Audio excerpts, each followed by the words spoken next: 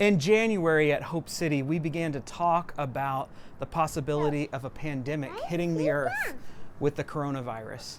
As we were beginning to talk about this pandemic that was coming to America, I began to be stirred in my faith. We were talking about having to close different things and how many of us were going to have to stay home.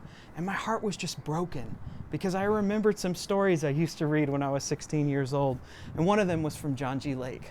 It says, this is from John G. Lake's own words. He said, "Now watch the action of the law of life.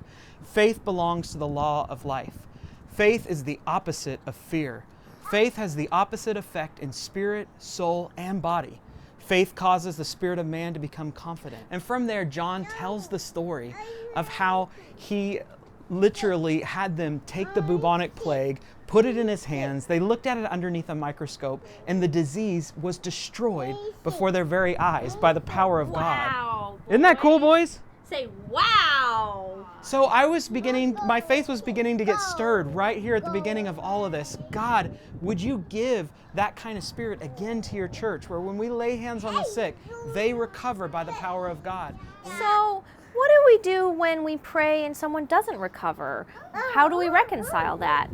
Well, I like to go, okay, the word is supreme. It reigns above my opinions, my feelings, and the word is true. And if the word is true, that means God is the healer. He hears prayer. He listens to our prayers. He acts. He is mighty. He is yearning to pour out his spirit and bring healing.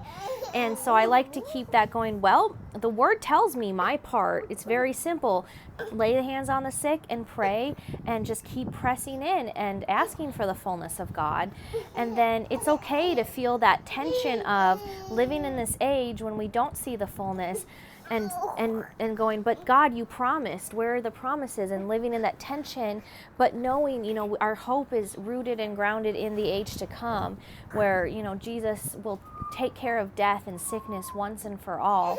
And so we reach for the fullness. We keep pressing in until we have the fullness, because God is going to give us portions in this age as we continue to press in and up until the day of Jesus coming back. So it's okay to feel that tension of, wow, I see this age, I see what's going on before me, but I see the word and I see his promises to be true, but I'm going to believe that and I'm going to keep pressing in. And that keeps my heart alive as I continue to pray. This year we've been doing something new in the pandemic. It's called drive-through prayer. It's been really powerful, amazing testimonies. Anyone, even the police, the South KC police have been coming every week to get prayer and ministry.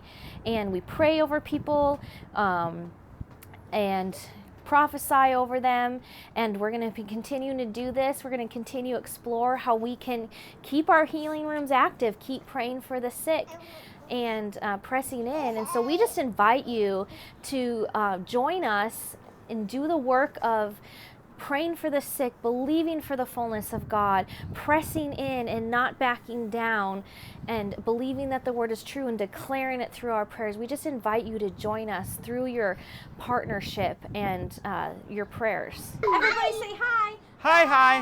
Hi, hi. Hi, TV. Hi, TV. Hi, TV. Okay, so what are we talking about today? And so what we have learned applies serious. to... Oh, right. Okay. Our kids are happy. Our kids are happy, right. Okay, so... All right, look up there now. Can you look up there at the camera? Yeah. All right. Yes. All right. This is going to be a major distraction. They're going to be looking at that the whole time. The kids have left us.